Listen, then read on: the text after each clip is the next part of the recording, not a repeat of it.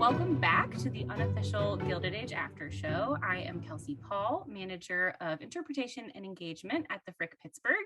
Today, I am joined again by Dawn Breen, who is the Frick's Chief Curator and Director of Collections. And we also have a special new guest with us. We have Rebecca Kelly here with us. I could go on and on about all of the qualifications that Rebecca has to talk to us today, but she is a Newport, Rhode Island-based fashion historian. She is a lecturer at the Rhode Island School of Design. She is a published author on Gilded Age fashion. And so she is the perfect person to be on the after show with us. Thank you so much for being here, Rebecca. No, thanks so much for having me. I'm thrilled. This is going to be fun. A lot of people have been wondering when we're going to dive into the fashion of it all. So today is the day. We wanted to make sure that we had the right people on board to talk to us. Rebecca is going to walk us through all of her fantastic knowledge about the costuming in the show and the real fashion that inspired the costuming on the show. Before we get into that, I do always like to start with an episode synopsis. So in episode 7, which is entitled Irresistible Change, we have a historic moment capturing the city. Agnes vows to protect her family's reputation, and Larry's career plans rub George the wrong way. We are going to talk about that historic moment that captures the city, but let's dive into our conversation about fashion. I'm going to reach way back into the archives of Instagram follower questions from episode 1 that we had, which is a perfect question to start. We had Instagram follower Kim G412. She asked us to talk more about Mrs. Russell's dresses versus the old money women's dresses. So Rebecca and Dawn, please also jump in here and weigh in. What do you make of Bertha's costumes, and where do they sort of fit in terms of accuracy for the period? Okay, well, that's a great question. I mean, I really have been enjoying Bertha's styling because I just think it is so outrageous in many cases. But, you know, I think of Bertha as just using fashion to draw attention to herself. And I think she's very fashion forward. You know, I think when looking historically, if you look across the street to her neighbors, the Van Ryans, the women's dresses are just that tiny bit, a little bit more old fashioned, this more subdued color palette. So I think that that's a really successful part of the storytelling. And I would say that the costumes, there are definitely some material, maybe inaccuracies, but I really enjoy that. I think, you know, the range of sort of trimmings and things like that are really, really fun, and, you know, great motion when the characters move and things like that.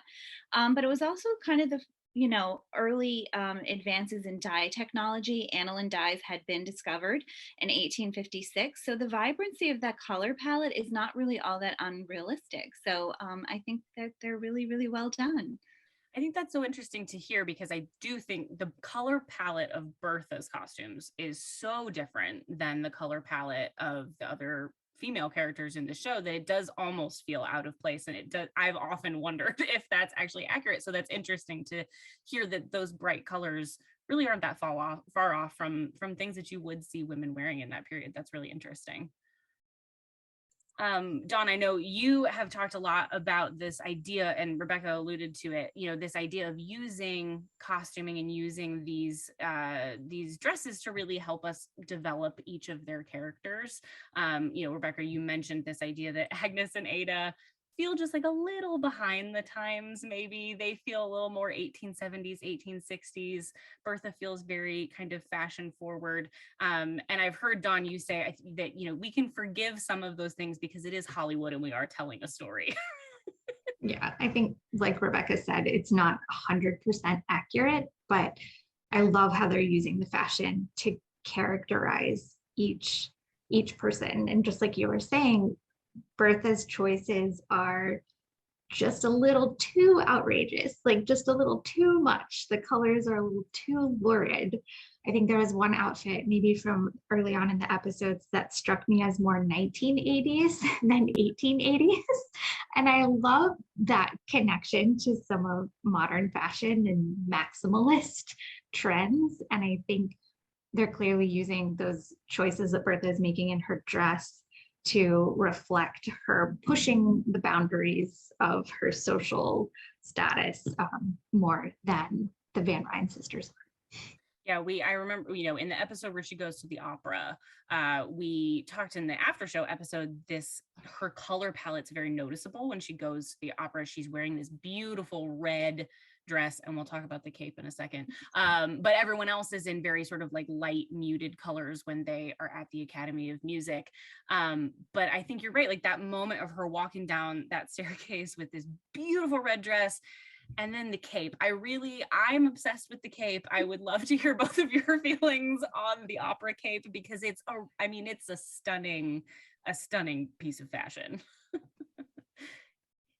Yeah, Dawn, do you want to take that one first? Yeah, I love that cape. I think it captures so much of what makes fashion from the 1880s so exciting for fashion historians and even just in popular culture. There's such a richness in material and ornament and excess and textures, like the lace and the beading. It's just so extravagant and it's gorgeous on her. And I love, isn't that the scene where she asks, like, how do I look? Yeah. Amazing. Yes, there's only one answer. Fantastic. Yeah. And I think Bertha just understood the notion of, arriving.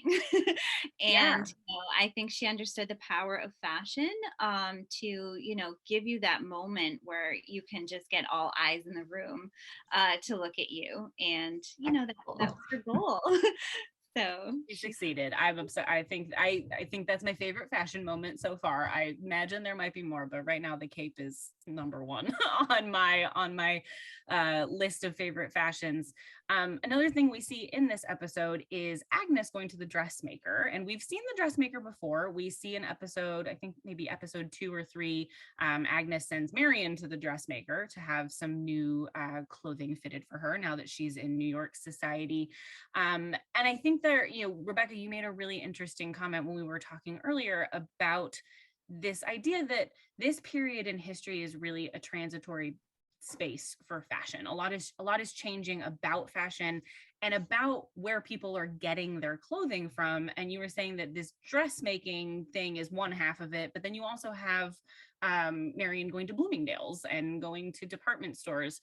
Can you talk a little bit more about what the changes are that are happening in this 1880, 1890 period and how we're kind of seeing that in the show?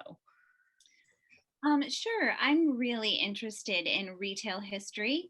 And a lot of my research, as much as it's maybe focused on some of the society women, I've done a lot of research into the Vanderbilt family, the King family here in Newport, but I've really become captivated by the stories of the dressmakers. So I've been having some recent fun exploring their life stories. And yeah, it's a time period where one of the other really dramatic things about fashion, which I think they've done so well in the series, is that for the wealthy, for the elite, the custom fit was so important, and that's why Bertha looks so fantastic in all of those clothes. And Marion as well, like all of her new dresses just fit her so perfectly. So custom dressmaking was still really important in bustling trade in New York City. But you're having the advancement of department stores where women can buy lots of ready-made, really accessories. At this point, you really can't get off the rack clothing, maybe cloaks and mantles and things that don't require that custom fit. But buying hats and fans and parasols and all of these little things, we see Marion come home with a hat box from Bloomingdale's, in this scene. So I thought that was really wonderful. But I loved seeing Agnes at her dressmaker. And I suppose it's loosely based maybe on Madame Catherine Donovan, was one of the most well-known dressmakers in New York City during this period. She was known as the New York dressmaker for the 400s. So I imagine maybe Agnes is at Madame Donovan's custom dressmaking salon. Yeah, that's really interesting. And Dawn, I know you've spent a lot of time looking at where Mrs. Frick, for example, got her clothing. Was she doing a mix of dressmaking and off the rack things, or is she doing exclusively dressmaking?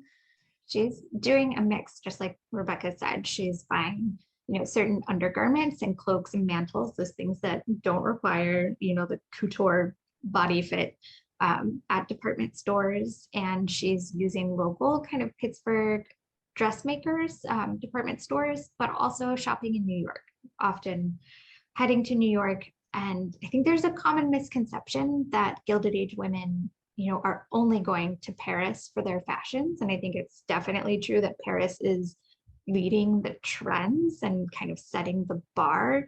But there are a lot of American dressmakers, like you mentioned, Rebecca, who are kind of borrowing, occasionally stealing some of that property and making really similar fashions.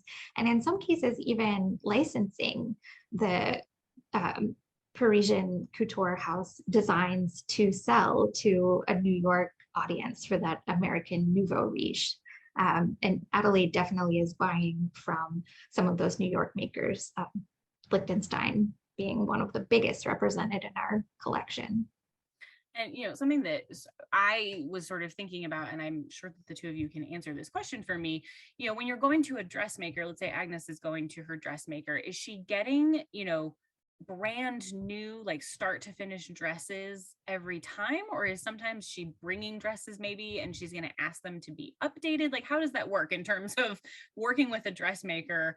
I've heard often this idea of you can't be seen in the same thing twice when you're in this sort of society. So what kind of cost are you associating with having to get dresses made? I imagine that's a huge part of your cost as a woman in this society.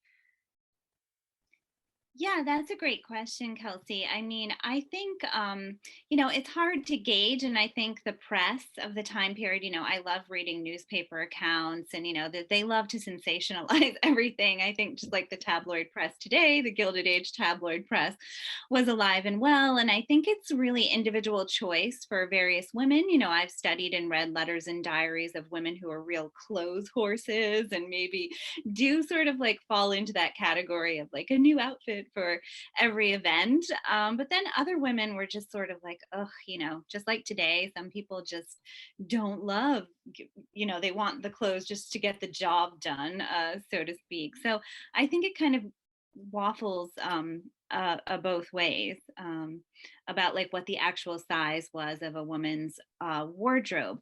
But for the most part, when you were going to a dressmaker, like we saw Agnes, she was getting a new dress. She was commissioning or choosing a new style of dress. And as Dawn said, someone like Madame Donovan would have had designs direct from Paris. She would really, that was part of the cachet of her business. You could trust her to know the latest trends. But in the Gilded Age, there was a really vibrant and bustling secondhand clothing trade. So women, like depicted in the series, like Agnes and Ada and Bertha, they would gift their clothes probably to some of their household staff or pass their clothes on to be sold secondhand. So that's an aspect of Gilded Age fashion that I've been kind of trying to dig a bit more into.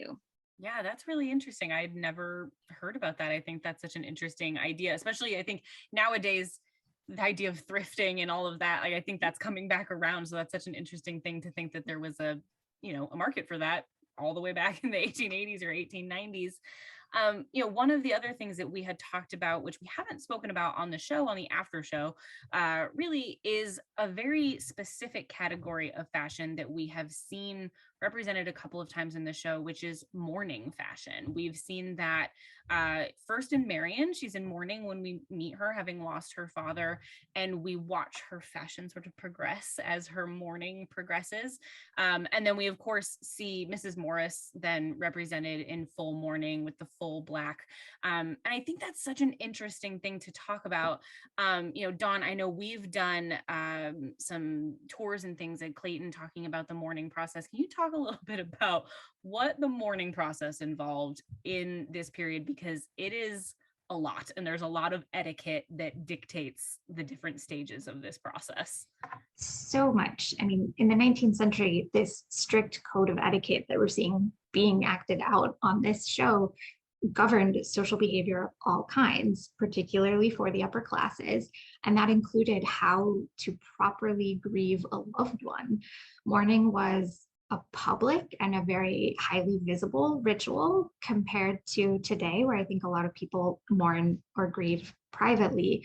And you followed these kind of prescribed customs, and kind of knowing all of these rules was kind of an affirmation of your particular status, kind of demonstrated your gentility and your respectability. And so one of the most outwardly conspicuous signals of mourning was dress, and you would don black attire as a symbol of your sorrow over a prescribed period of time, depending on how close your relationship was to the deceased. I think the longest period of mourning was reserved for women who lost their husbands, so widows. And then there are different levels of mourning. There's mourning and half mourning, when you can wear, so full mourning is wearing matte black, kind of the deep crepe, no ornamentation, no jewelry. And then there's half mourning, where you might see beading and sequins reappear. And then there's late mourning, where you start to see this slow gradual return to color, and wearing mauves and lilac colors, which we see Marianne wearing in the first or second episode, I think. I was gonna say, we don't really, it's hard to tell the length of time from like when we first see Marianne, but she seems to come out of mourning for her father kind of quickly once she gets to New York. I think Agnes highly encourages that. She doesn't want Marianne's dour presence, lingering in the parlor. I guess you're right, because there's that conversation between Agnes and Ada, where I think Ada suggests like we should be in mourning, we should be wearing mourning, and Agnes sort of brushes that off very quickly and says that that's not what they're going to do. I've been rewatching Downton Abbey, and this reminds me, there's that early episode where the oldest daughter, Mary, is kind of wondering how far into mourning she needs to go for that unofficial fiance she had at the beginning of the show, and her relief that she feels like she doesn't have to really go into full mourning. And I remember Dawn learning the idea of how long your mourning was. The expectation absolutely was different for men and women. So the fact that Mrs. Morris is in full mourning, she would be expected to be in that far longer than if the roles were reversed. If she had passed away, Mr. Morris would not have been expected to be in mourning for that long, right?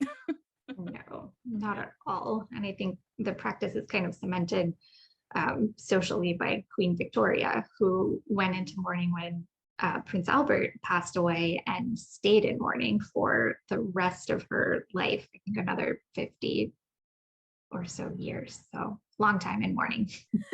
So you can stay in it really as long as you want, but there's a set of rules that you can go off of for your timing. Well, to switch gears sort of completely, another question that we had from a viewer was about Gladys and her hats. We've talked a little bit about Gladys and her hair on a previous episode, and I know Rebecca also has opinions about Gladys's hair. But Rebecca, tell me a little bit about these hats, because so the viewer said that she felt like they were ugly. I don't know that they're ugly, but they are very specific, and I do think that they look quite different than some of the other hats that you see in the show, and I'd love to hear your take on the choices with the hats. Sure. Yeah, I mean, I really, I like Gladys as a character very much. She's a very likable character, and I think we're all just so worried about what her arc is going to be, because she seems to be a pawn in just about everybody's game. She does. Right? From Oscar across the street scheming to her parents. So, oh dear, right? So yeah, I think, the styling of the hair, of course, is, again, I think just those visual cues that she's occupying this very strange place in society for young women.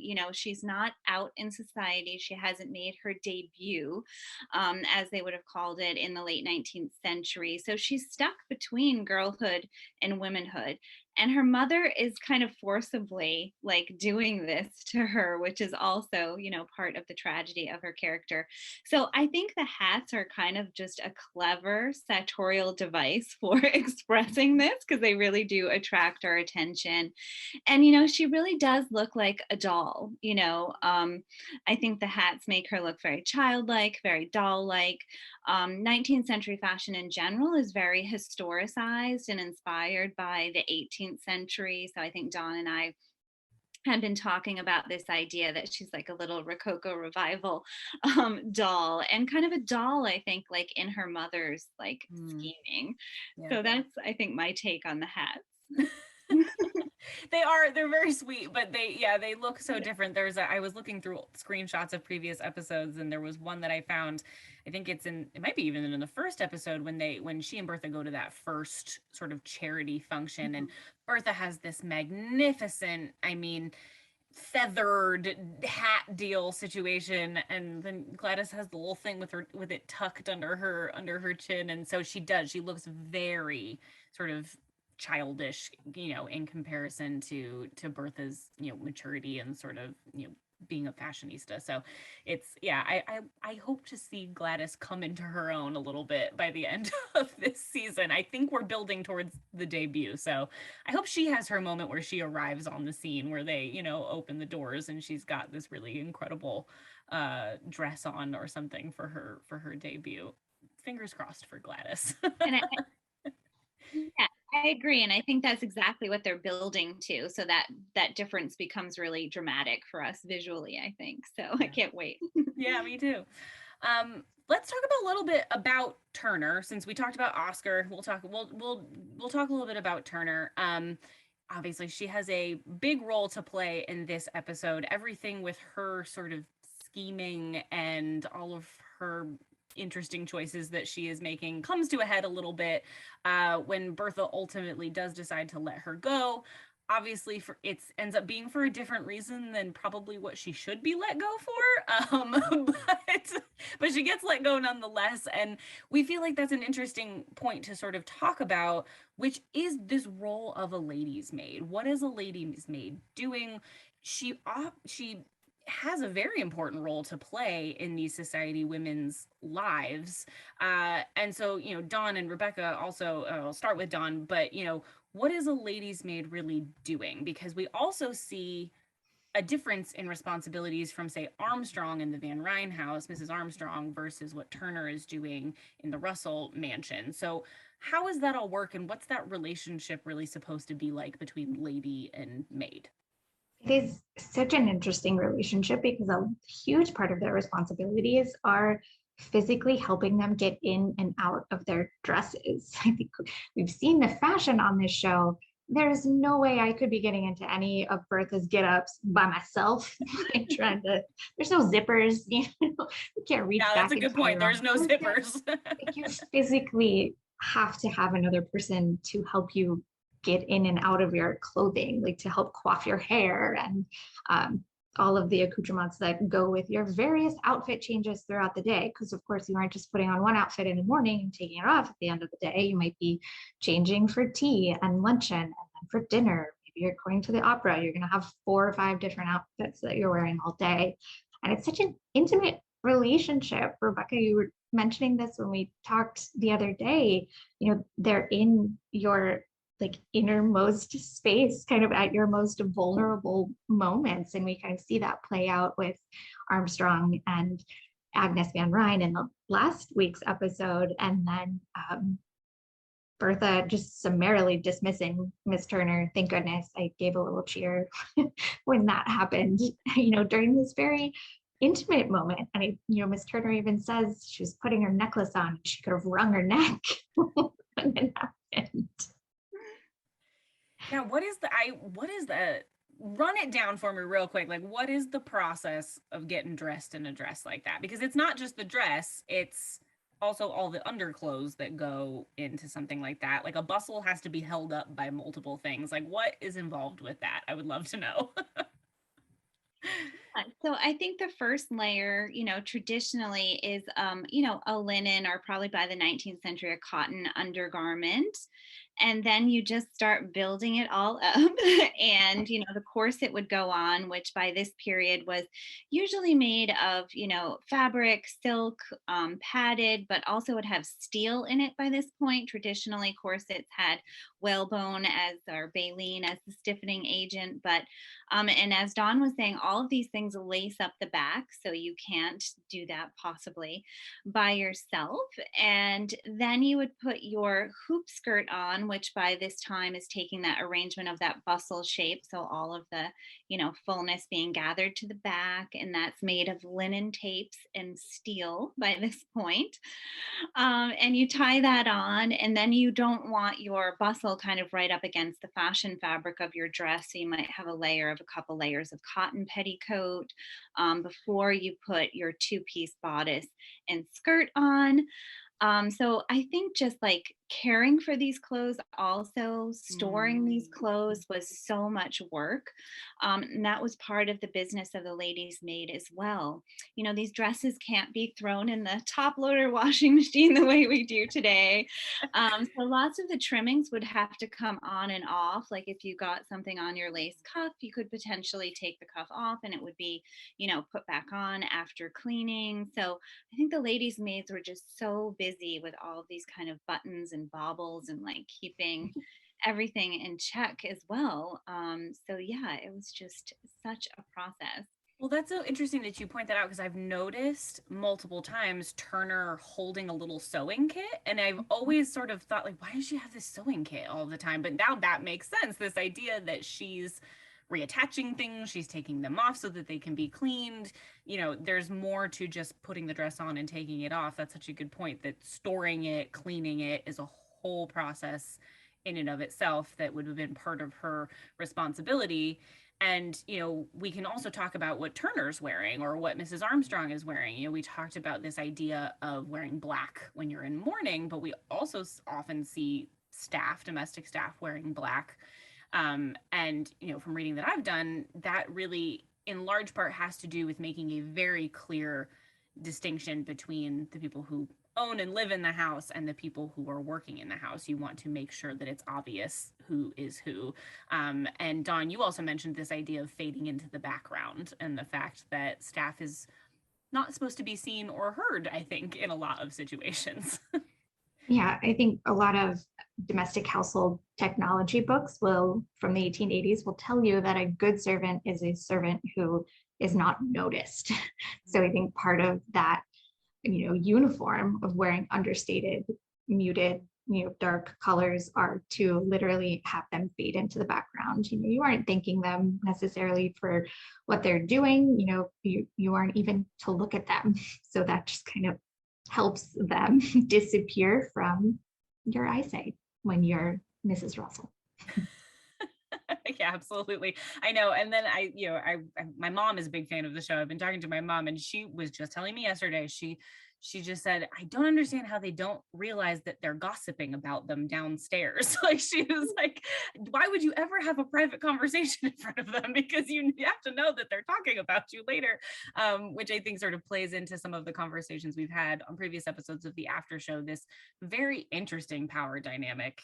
Dawn, you said it's a very interesting relationship between a lady and a lady's maid, but it's an interesting thing that I don't think modern people, it's hard for us to wrap our heads around this idea of people who work for you, living with you, being with you in very vulnerable moments, like getting dressed or, whatever it is. So it's an interesting thing. And it plays such a big part in this society and understanding this part of the Gilded Age. So it's fun to watch for sure. So we want to switch gears to the other really big topic of the episode, which is electricity, but we were very proud of ourselves because we figured out a very cool transition from fashion to electricity, which is this really incredible instance of technology and electricity colliding with fashion. It actually reminds me, Dawn, a little bit, Rebecca, you mentioned using steel in these fashions. Technology does collide with fashion quite a bit. Dawn, we had our fashion exhibition over the summer, and we talked about the invention, including steel in women's clothing and how that changed the way that clothing was made. But there's a very incredible example of using electricity in a dress, which is Alice Vanderbilt's electric light dress. Rebecca, can you tell us a little bit about this dress and where it came onto the scene? Because it is a really incredible piece of fashion. Right. So Alice Vanderbilt, purchased this dress in Paris from the Maison Worth. And like we were talking about earlier in our discussion, you know, women didn't always go to Paris to buy their clothes, but certainly when they were in Paris, they would do some shopping. So this dress was made in Paris, and it was for a costume ball.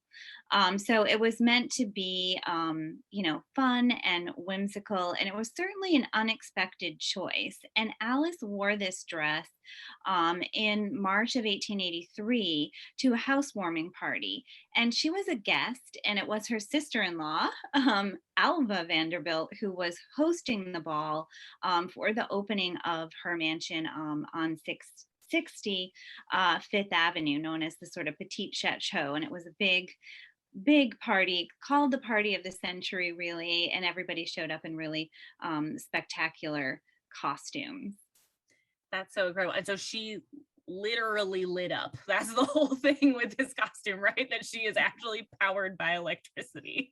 Yes, the costume is called the Spirit of Electricity. So she's an allegorical representation of electricity. The dress is beaded. It's made out of yellow silk satin. It had a battery and the torch, and has sort of like tinsel like trimmings. And, you know, this was 1 year after the spectacle that was shown in the series on Monday. The lighting up of the New York Times building was in April of 1882, and Alva's party was in March of 1883. So I think it was just like a really new idea that was out there kind of percolating in society. And I think it was really clever of Alice to kind of capitalize on this. And in some ways, I sort of wonder, her costume was certainly a lot more creative and sensational than the hostesses, who was dressed as a Venetian princess, which was kind of a much more expected style of fancy dress costume during the period. So she kind of showed up her sister-in-law a little bit by showing up in an electric light dress, probably. Shown her, quite literally. Yeah. Well, it is such a perfect segue to talk about this idea of electricity, because that, I mean, really, by and large, electricity and change and innovation is, I think, the theme of the whole episode. We see multiple characters having their own individual conversations about what electricity is going to bring to the world and how it's going to change their lives. And I thought what was so interesting is there's a lot of discourse around this idea of whether or not change is a good thing. There's a lot of, in some, you know, circles, questions about whether or not they're sort of headed in the right direction. Bertha has that moment at the end with Ward McAllister talking about, you know, where history is gonna take us, and he questions whether or not they're going in the right direction. And she has that great line about, you just have, you know, history's gonna take us wherever, you know, it's gonna take us, and we just have to meet the moment. And I really feel like that in a lot of ways sums up the Gilded Age in some ways. This idea of rapid change, rapid innovation. And other than it's not just electricity, a lot of the technology that we still rely on today comes out of the Gilded Age. It's not just electricity, it's telephones, it's gas, it's all sorts of things, railroads, all of these things. So it's really interesting to see them sort of start to grapple with that in the form of electricity. And we also, you know, one of the things that we love about the show is them incorporating real people into the episode. We see Thomas Edison, of course, be represented in the event at the New York Times building, but we also get a mention of another very real inventor, Lewis Latimer, who is a name I think a lot of us don't know, but he was a very real person, and he, like a lot of other people, played a hugely important role in innovations like this, but we don't know his name. And I think that's so genius of them to incorporate him into the show in that way. Let's talk a little bit about Lewis. I've done some reading about Lewis Latimer. Have you guys done any reading about Lewis Latimer? I would encourage everyone to check out his historic house museum. His house is a museum too. It's in Flushing, New York. LewisLatimerHouse.org. Check it out. I definitely want to go there the next time. He is not just involved in the creation of the carbon filament, though that's the biggest part of what he does and how he gets involved with Edison. He's also involved with the invention of the telephone. is where he works with Alexander Graham Bell. And I think it's important to talk about, and I'd be interesting, Dawn, I know you've worked a lot with the technology in Clayton, this idea that we maybe know one or two of the inventors' names, but Thomas Edison is not creating these things on his own. He's hiring and working with a lot of other people. And then there's a lot of rivals who are doing the same thing at the same time. It feels so appropriate. Bertha's final comment in the episode will have to go where history takes us, because we know that history is written by a few. And if your name isn't written down in the history books, it can be forgotten. I didn't know Louis Latimer's name. Like, as soon as Peggy mentioned him, I was Googling on my phone and realized, was looking up his story and looking at the House Museum, and was just so fascinated. And there are so many names like Louis Latimer who are lost to history and lost to these ideas of, Thomas Edison or Alexander Graham Bell being these singular men working alone with these great accomplishments. And of course, there's such a broader story behind those innovations in that technology. And I love that the show is shining a light, literally, on some of those figures. Yeah, I think there's this popular image that many of us have, I know I have, of Thomas Edison in a workshop by himself, tinkering with a light bulb, but that's not really what the reality was. He brought on other inventors, other scientists to work in his company and work in his workshop, and it was more collaborative to get these things to be created. He's not the only person who's working on the incandescent light bulb. He just, in a lot of ways, ends up being the first one to the finish line. But I also thought it was interesting in doing some reading about Edison. It's also about the people that he knew, because the people who were investing in his company, like the Vanderbilts and like JP Morgan, that also probably has something to do with why he is the one that ends up being successful and is remembered. So I was doing some reading, for anyone who's really interested in this story of electricity and, the electricity wars or the current wars that happen sort of later on. There's a book called Empires of Light, which is a fantastic read about this sort of all of these sort of things that we're seeing in this episode.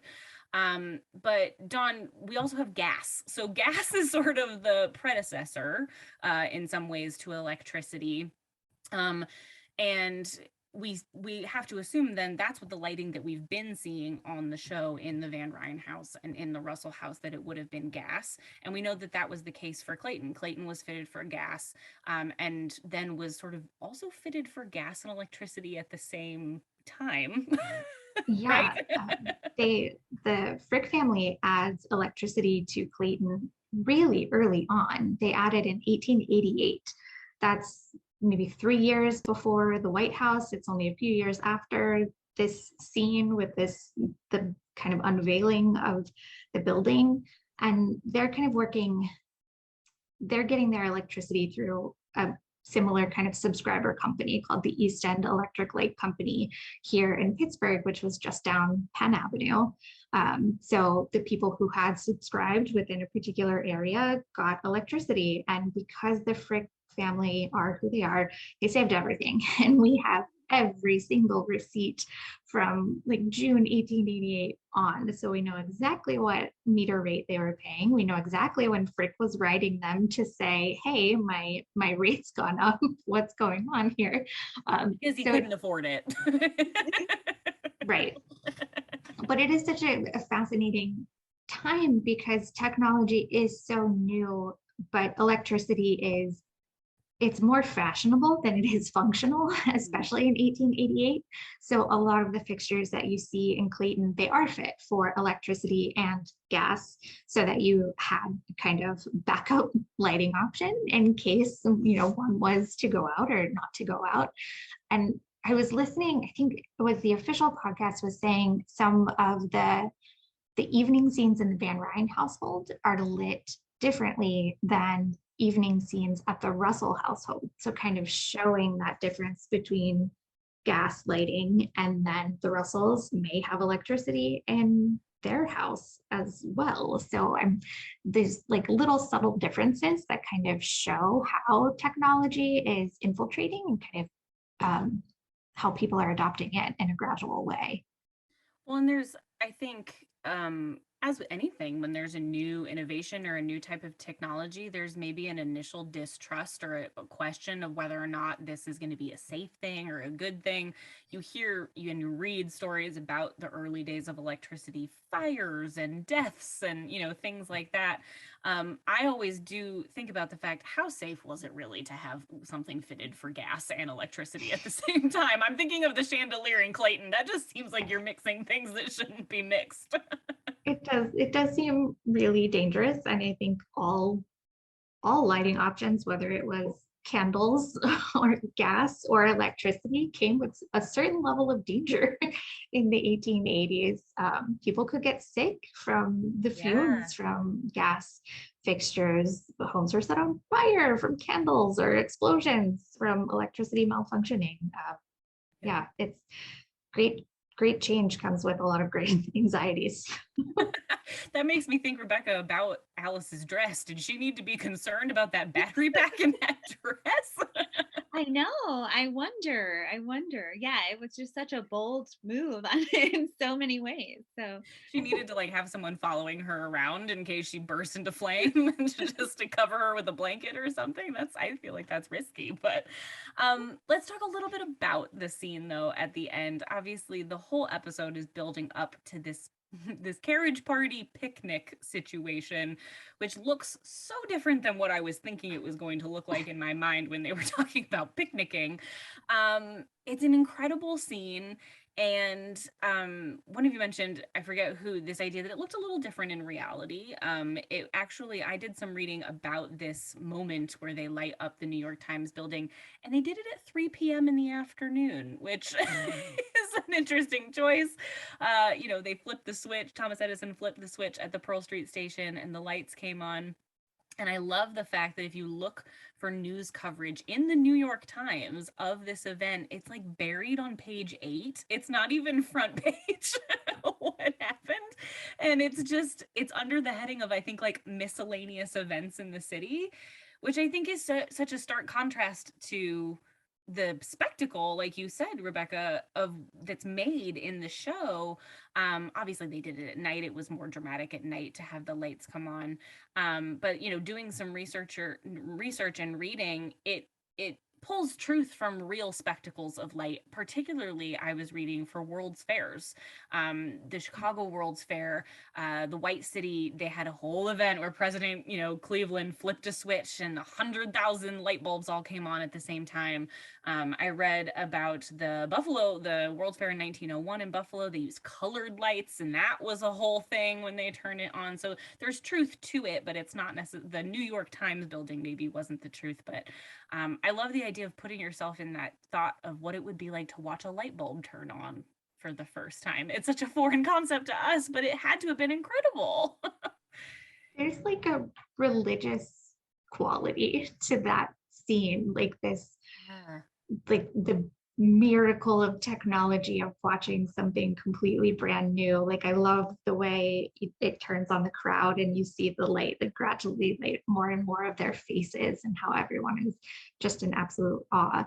I mean, it would be so life-changing to kind of witness history being made. I think we all kind of unfortunately have a taste of what it's like to experience history as it's being written last year and the pandemic. And I'm sure that there were people in the 1880s who were seeing that change happening and very cognizant of the fact of how fast the world was transforming. Yeah, for sure. We've talked about this. We all love the idea of a carriage tailgate. That's really because I think tailgate is really more an apt description of what they're doing, although they are eating and picnicking. Rebecca, it makes me think you were describing all of those layers of clothing. They were really jammed into those carriages. I don't think that would be comfortable with all those. Where do the bustles go when you're sitting? Yeah, you're just kind of perched on the edge of the seat, and all that fabric's got to be sort of like swirled around you some way somehow, for sure. Yeah, and there's all these layers within the dress itself too, all these, they actually call it a dust ruffle, these sort of fabrics on the bottom. And I've read a lot of 19th century primary sources that also talk about the sound that the dresses must have made, and like all that swooshing fabric was like just part of the whole allure, of the dresses from the period as well, that I think we often don't think about. But yeah, for sure, really interesting. Yeah, I want to, we got to figure out a way to do a carriage tailgate, because I mean, it looked lovely. It looked like a lovely experience. And then Dawn, you and I had a mutual love of the soft pretzels also. Yeah, I don't know. As lovely as champagne sounds, they looked so cramped in there. I think I would rather be standing with Peggy and getting my soft pretzel and maybe a beer. I love that event too. This idea of, there's a very clear, we talked a lot in the after show about these moments that they build into the show that illustrate things like segregation. We see that in this moment. All of the African-American New Yorkers who are witnessing this are standing in the back, whereas, you have the wealthier people who are in their carriages sort of more up front. But that moment when the light goes on, it's this sort of universal experience of awe of them all taking it in at once. And I think it's a really beautiful and sort of interesting moment to realize, to think about what that would have been like. And I think it really speaks to the Gilded Age in this time, because electricity is not going to be the last huge innovation that these people witness in their time period. And I hope we get to see more of those things on the show. What's next? What have we not covered yet? What are they gonna see? What happens in the 1890s that is a revolutionary thing? I guess the first time they all get a telephone, that'll be I don't know. Do they have a telephone? I guess we haven't seen a telephone. The Frick family had a telephone in 1883, so it's possible. The telephones are coming. Well, this has been so fun. We do have one more sort of follower viewer question, which is a good one. It sort of references a couple of episodes ago when I think Aurora came to see Bertha, and she serves her coffee rather than tea. And that was something that did strike me as an interesting choice of whether or not that was another case of Bertha just not really knowing exactly what she was supposed to be doing. But Dawn, can you talk about what's going on with coffee and tea? Tea seems to be the most appropriate drink, but where does coffee fit into the story by the 1880s? I love that question, because I had the same question when that scene happened. And I thought the same thing, because there is like this reverence for British and European taste. And it seems like tea is omnipresent in this period. I think coffee was maybe more popular than we think it was, but I do think it's part, in my experience from what I've read, more of like an after dinner kind of beverage. And so I don't know if that's one more way that the show is trying to position Bertha as like kind of outside the norm, and that she's not serving tea. I don't know. Do either of you do you have any thoughts on that too?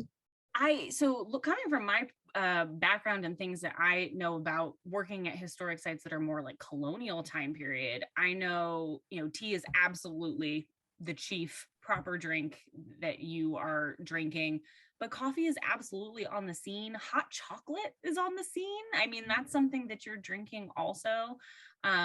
So yeah, I don't know if you've ever come across something with coffee and tea. I know obviously the fashion of when you're drinking tea and you're at a tea party is a whole other thing.